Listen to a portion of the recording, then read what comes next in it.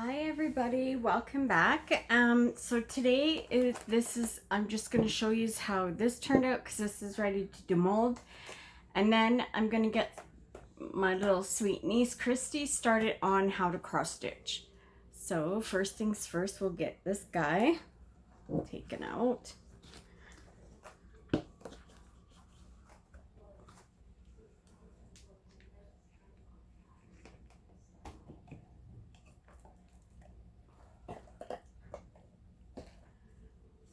So really all I wanted this was for this little pot. I plan on putting a little plant in it, so I really needed one, so I thought, why not make one? And here's the lid. I really didn't need the lid. This is just like off pours of everything, if I can get it out.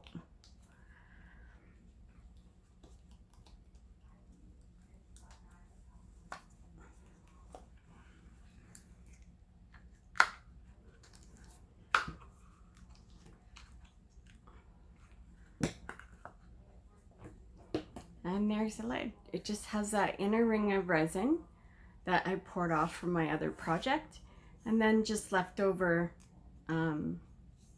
eco pour. And then I'm just gonna I'll sand all this, make it look okay, I guess, because you know it's a lid, but I really didn't want the lid.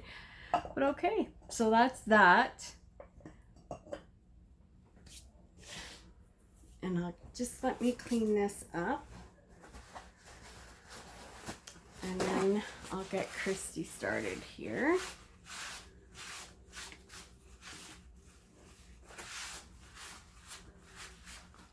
Okay, my girl. So first things first is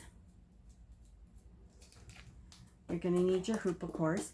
Now, this is just a little kit I bought. I don't normally buy kits. I normally, I'd rather kit up my own, buy my own floss, my own fabric, so on and so on. But I had this, so I thought, okay, it's a good thing to show her because it's just a little thing. So, our needle.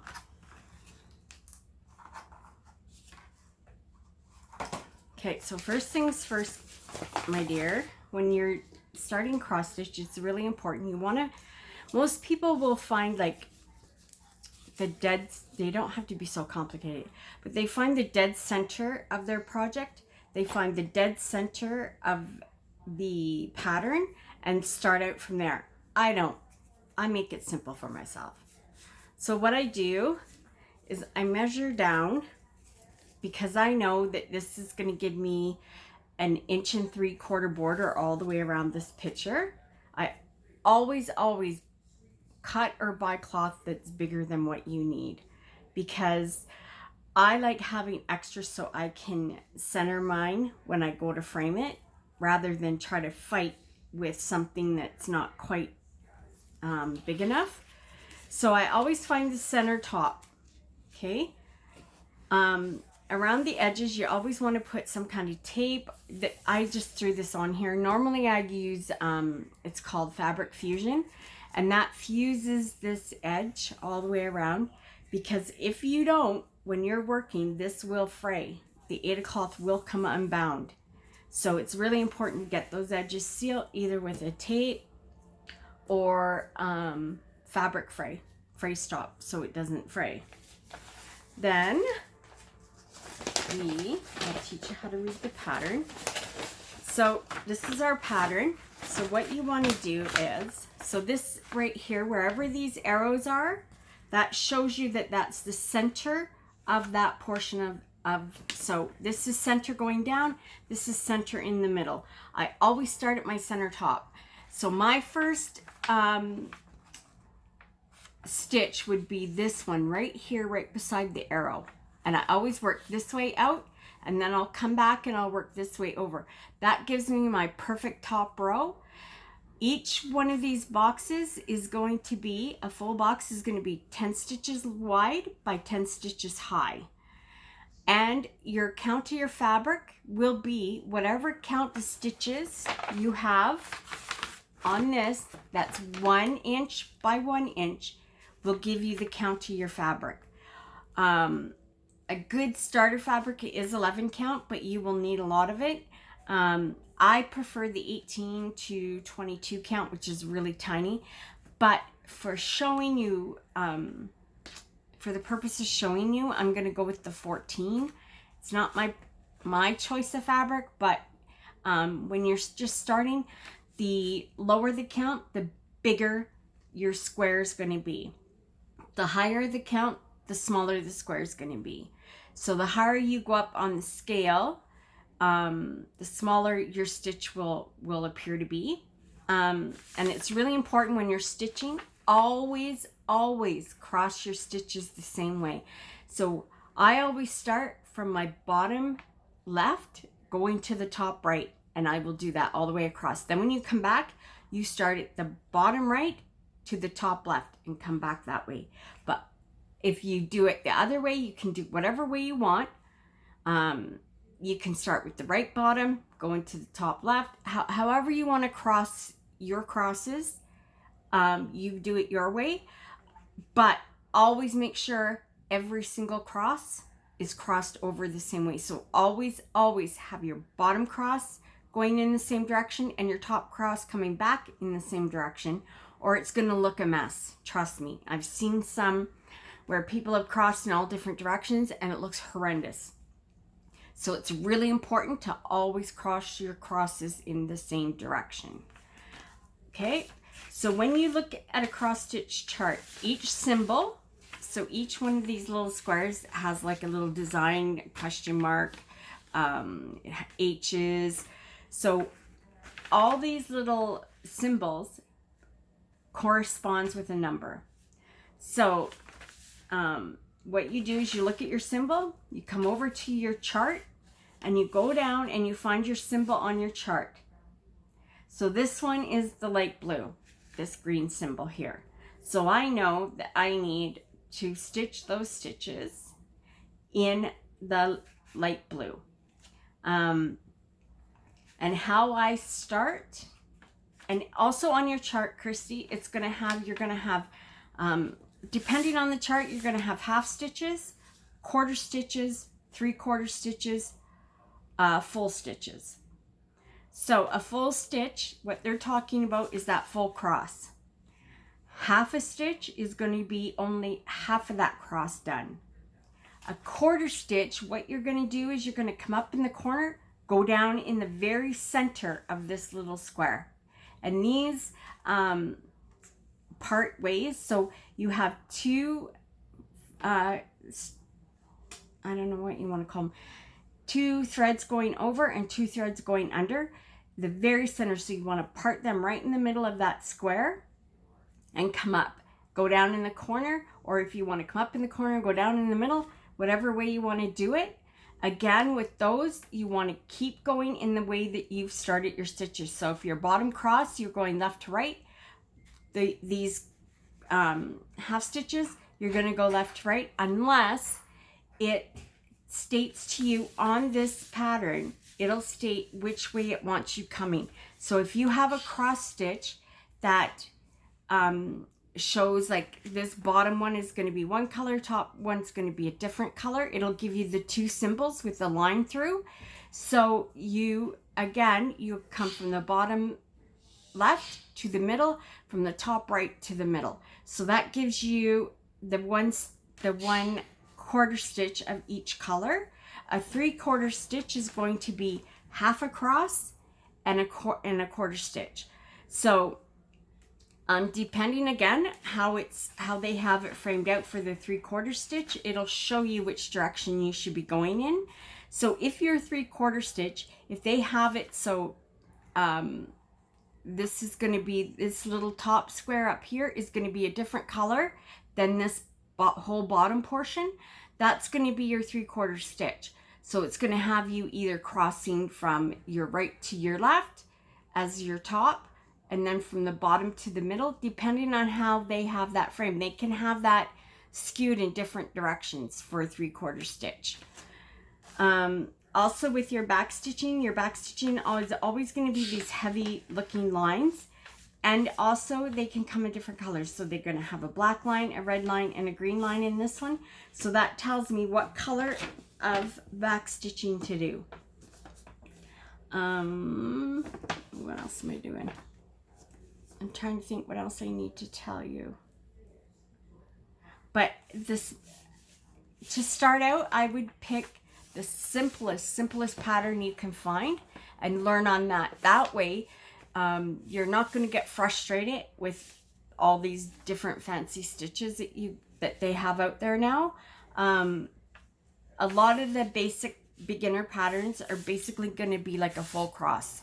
There's not going to be any kind of fancy stitches throughout. So to get you started, you're going to need a hoop. And some people don't mind their fabric being loose. I like mine like drum tight, like tight, as tight as I can get it. Just how I learned, just how I'm comfortable stitching. So let me get this on there. And with new fabric, it's gonna be a fight because the fabric is really stiff. So you're gonna fight to get this on that hoop, Kristy. But just keep loosening your hoop till you can lay it over. Push the top down.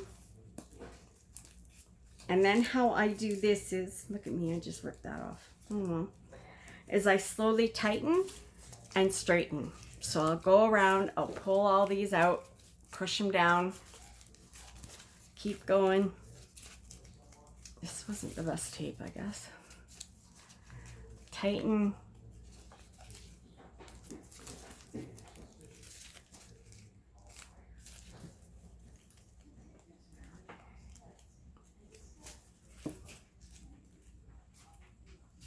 And your hoop doesn't matter, whatever you're comfortable using, whether it's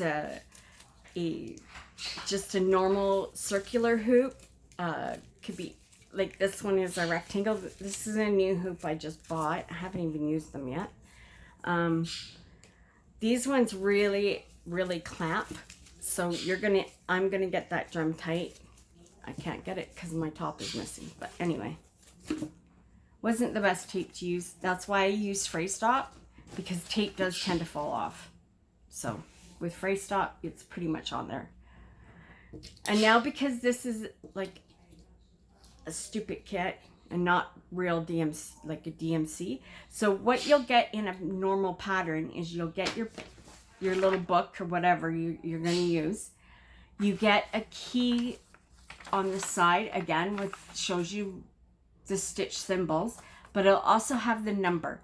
Your first number is going to be, normally on most patterns, the first line of numbers in the first section is going to be DMC. The second section is usually for anchor. I hate anchor. Don't buy it. Won't use it ever. I prefer DMC floss. If I'm going to spend the money, I'm going to pay the extra and get decent thread. Just my personal preference. You could, use whatever one you like, but I prefer DMC. So this one, okay, 1705.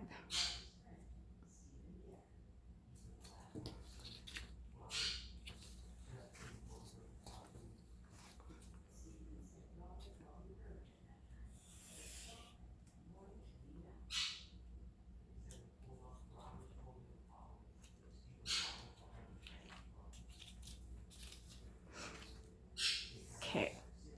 Now most patterns, you're going to use your 2 strands of floss. So you just, every kind that you buy out there, whether it's Anchor or DMC, they have 6 strands of thread in these little twisted up sections. So you want to pick them apart. You want to get out 2 pieces, and that's what you cross stitch with always is 2 strands, unless it's like a super high count like your auntie does. Then it's normally only 1 strand, because the thread count's so high that you don't need 2 strands to get the coverage. See, and this is why I buy my own, because now I've got a fight on my hands here, Kristy, trying to get this out.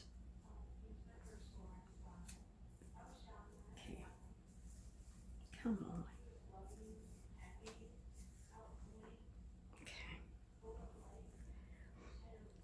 So I'm going to teach you a trick.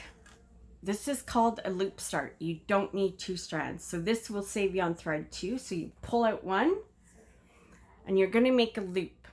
So you're going to meet up your 2 open ends together.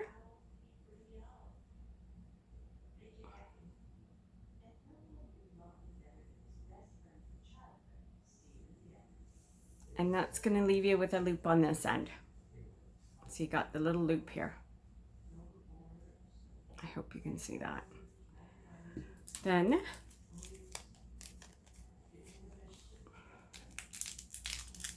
why didn't I get all this ready beforehand? I'll never know. I don't know why I do half the stuff I do. Okay. So you just thread, you go in with these 2 open ends and you thread that through your needle. Whoops.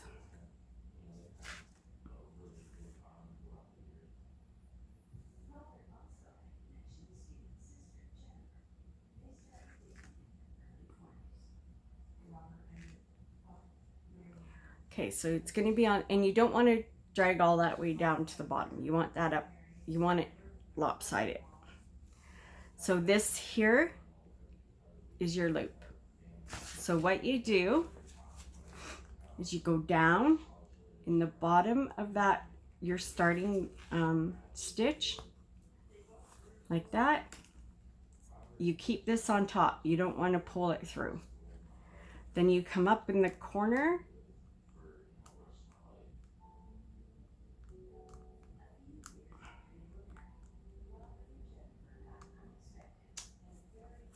Okay.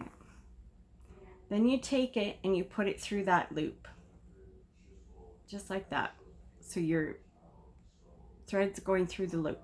Then you just pull that, put that back down through the hole you came up in,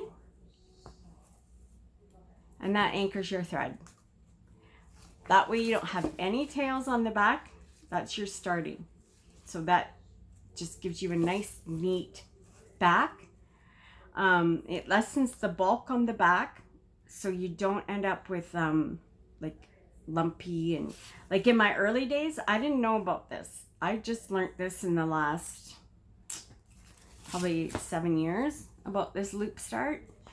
So all of my early stuff, of course, has the threads in the back because you used to weave them, you know, flip them through and then anchor them down, and it was a pain. Trust me, it was a pain.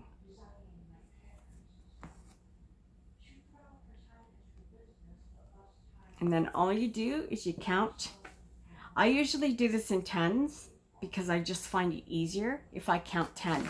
Now normally I'll take a really soft like an artist pencil with a really soft lead, and I will color in the squares that I've done. That way it helps me keep track of where I am in the pattern. If I make a mistake, then I can kind of zero in on where my mistake is instead of trying to count over, count back. Where did I go wrong? This is pretty easy way. So if you get this right with your counts, your first, it's really important to get your very first row counted out properly. That'll assure you that you're going to be working in the parameter of that area on this fabric. Okay.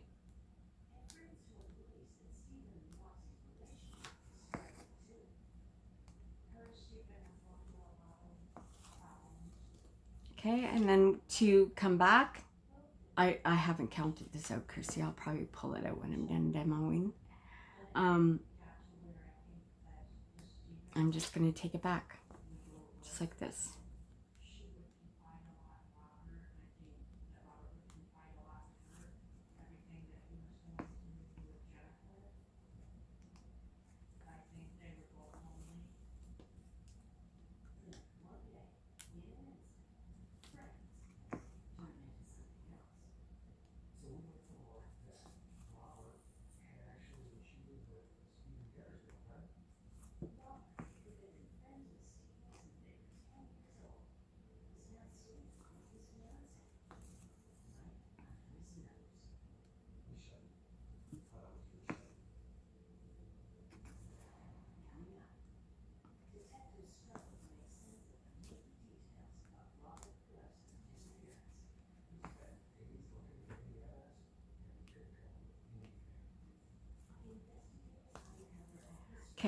So pretend that this is the end of my row and I ran out of thread.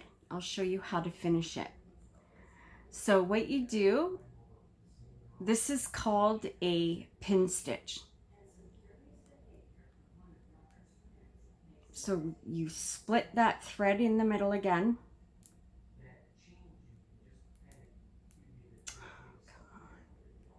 Sorry, I'm struggling. I can't see without my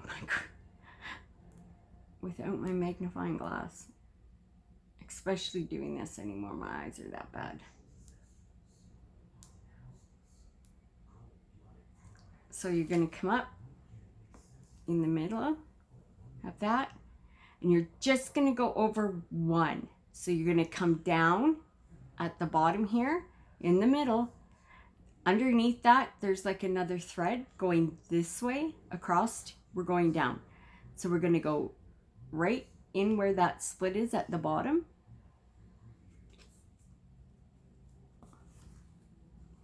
And then you just pull it tight. And your thread basically disappears. Then you flip it over, you snip it off, and then you just go again. I really like the pin stitch because, like, you can see it's gone. Like, the stitch is gone. You can't even see where I ended. Whereas the old-fashioned way, you would take it, flip it over, take this thread, wind it through the back, pull it, and then snip it off. But you're gonna leave long lines. I like a clean back.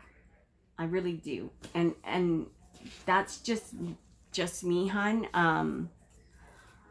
I'm sure it refers back to my OCD. I like a cleaner look than what I was getting before. So all these little tricks that I've learned are just amazing, and I love how they look when they're done. And also, if you buy like a separate pattern and your own floss, which I would recommend, because you're gonna, these kits, I mean, although good, they're cheap, they're cheerful, it's not my way. It's not my preferred way of doing things. You could do however you want. I'm not saying not to. There's nothing wrong with a kit. I just prefer my own way. So, say I bought this chart and now I need to buy my fabric. Almost every chart you buy, on the front, it will give you the finished dimensions. So this one, when it's finished, is 5 by 7. I normally add a 3-inch border all the way around. That makes it easy for framing, easy for trimming. The whole works at the end. So on this one, I would have bought an 8 and an 8, because you have to add. So you're going to get, instead of a 5-inch, you're going to buy a 21-inch by 13. So 21 by 13 will give you a good center on a 5 by 7. Maybe it wastes a lot, but if I have big chunks left, I save those to make littler projects that I have going. You can make name tags. You can do whatever you want with the leftovers. So yeah, that's about all I can think of to let you know of right now. And you can judge these up. Just because it says, okay, this is a gold, like a gold thread, you can buy like thread that's like, it looks like gold, like gold thread, not a color gold. You can get silver. You can get all kinds of metallic threads. They're quite pretty. You can use variegated threads wherever you want. That's like one color that leads into another color. So as you're working, it kind of changes colors throughout your piece. There's just so much you can do with cross stitch. You don't have, yes, for my basic pattern, I would follow my color key. But if, like, I'm looking at this, it's Christmas, okay, I can make these real gold jingle bells. I can make the berries sparkly red. I could make the birds where the birds are bright, bright red, sparkly red. Like whatever, it's basically your imagination. Whatever you want to do, go for it. If you have any questions or any problems, just let Auntie know and I'll get back on here and guide you through it. Thanks for watching. Bye, everybody.